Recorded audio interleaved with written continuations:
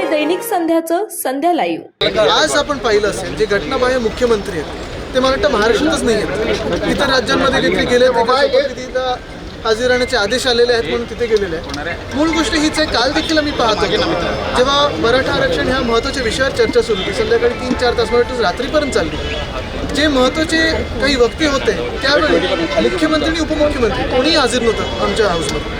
ही अशी सगळी थंडा चाललेली आहे।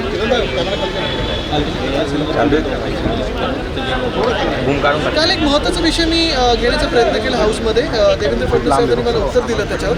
एक आपण पाहते की देशभरात आणि जगभरात आर्टिफिशियल इंटेलिजन्स याच्यावर खूप चर्चा होत आहे। डीप फेक्स असतील, आवाज मग मिळवण्याचा प्रश्न असेल, ह्या खूप गोष्टी होतात। आणि ह्याच्यात युरोपियन युनियनने आत्ताच मागच्या आठवड्यात एक कायदा बनवलेला आहे। माझा प्रश्न होता की साधारणपणे आपल्या महाराष्ट्र राज्यामध्ये देखील आपण असा कायदा बनवण्याचा विचारत आहोत।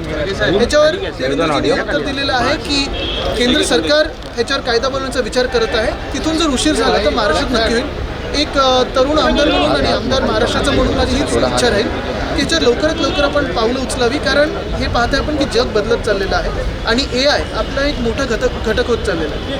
आर्टिफिशियल इंटेलिजन्स हे वापरायचं कसं, जनहितासाठी वापरायचं कसं हे वापरणं गेलंच पाहिजे, कारण हेल्थकेअर असेल, एज्युकेशन असेल, शिक्षण असेल, आरोग्य असेल, या दोन्ही क्षेत्रात ह्याचा खूप मोठा उपयोग होऊ शकतो। पण हे होत असताना कुठेही क्राईम वाढू नये ह्याच्यावर देखील आपण लक्ष दिलं पाहिजे। धारावी सुंदर होऊ पाहते मात्र उपाटा त्याला विरोध करतोय असं ट्विट करण्यात आलं आहे। धारावी सुंदर होऊ पाहते मात्र उपाटाकडून त्याला विरोध होतोय, डेव्हलपमेंटला विरोध का असं ट्विट राम कदम यांनी केलं। प्रश्न सोपा आहे, धारावीचा विकास होत असताना कुठच्या तरी सरकारचा एका मित्राचा विकास होऊ नये, एका व्यक्तीचा विकास होऊ नये। निश्चितपणे ज्यांना प्रॉफिट कमवायचे त्यांनी कमवावे, पण ते कसे असावेत, काय असावेत त्याच्यावर सरकारचं काहीतरी रेग्युलेशन असायला पाहिजे। महत्त्वाची गोष्ट म्हणजे एवढ्या जर काही आपण सवलती देत असू तर आमचं महाविकास आघाडीचं सरकार होतं तेव्हा सरकारलाच कसा फायदा होईल हे बघून आपण पाहिलं असेल बीडचा जो विकास केला, पुनर्विकास करायला सुरू केला ते सरकारच्या माध्यमातून केलं। यासाठी सवलती जर आपण देणार असू, मेगा सवलती जर देणार असू तर मग सरकारच का नाही करत आहे? सर, भाजपने आरोप केलाय धारावीमध्ये जो मोर्चा सुरू आहे कॉलनीमध्ये लँड याचं प्रकरण मला बघायला लागेल। सर, भाजपने आरोप केलाय धारावीमध्ये जो मोर्चा सुरू आहे त्यावर भाजपचं असं म्हणणं आहे की जे UBT कार्ड आहे ते जर अदानींनी रिफिल केलं तर हा मोर्चा थांबेल।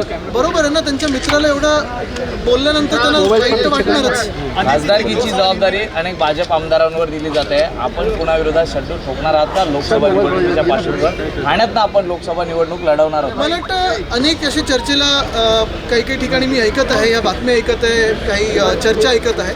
महत्त्वाची गोष्ट हीच आहे की आपण पाहत असाल मी घटनाबाह्य मुख्यमंत्र्यांना 1 वर्षापासून सांगतो, 1.5 वर्षापासून सांगतो की त्यांनी त्यांच्या मुख्यमंत्री पदाचा आणि आमदारकीचा राजीनामा द्यावा आणि माझ्यासमोर वळीतून लढावं। ते नसेल तर मी त्यांच्यासमोर ठाण्यातून लढेन। पण हीच महत्त्वाची गोष्ट आहे की ह्या जरी चर्चा होत असल्या तरी निवडणूकच होत नाही।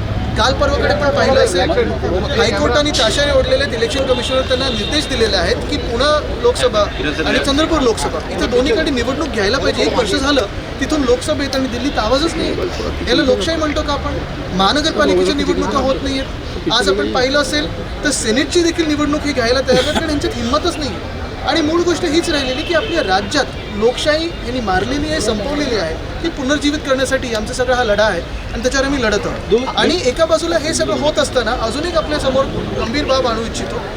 काही गोष्टी एवढ्या वेड्यावाकड्या होत चाललेल्या आहेत। कालच पेपरमध्ये आलं आहे की मला वाटतं बोरिवली विरार या रेल्वेसाठी काही कांदळवनं हलवण्याचा प्रयत्न आहे आणि तसा प्रस्ताव, पण त्याचं ते लावणार पुन्हा लागवड करणार आहे तर गडचिरोलीत ही झाडं लागलीच पाहिजेत। पण जर तुम्ही मॅनग्रोव्ज हलवत असाल तर तिकडच्या तिकडे तुम्ही रिप्लांटेशन केलं पाहिजे। पण हा जखम मांडीला आणि मलम शेंडीला हा कुठचा न्याय? तसंच जर आपण पाहिलं असेल तर अजूनही दिघा स्टेशनचं उद्घाटन 8 महिने तयार आहे तरी झालेलं नाही। उरण लाईन असेल, डोंबिवली मानकोली कनेक्टर असेल, हे तसंच्या तसं पडलेलं आहे। आणि आज देखील मुख्यमंत्री कुठे घटनाबाहेर राजस्थानमध्ये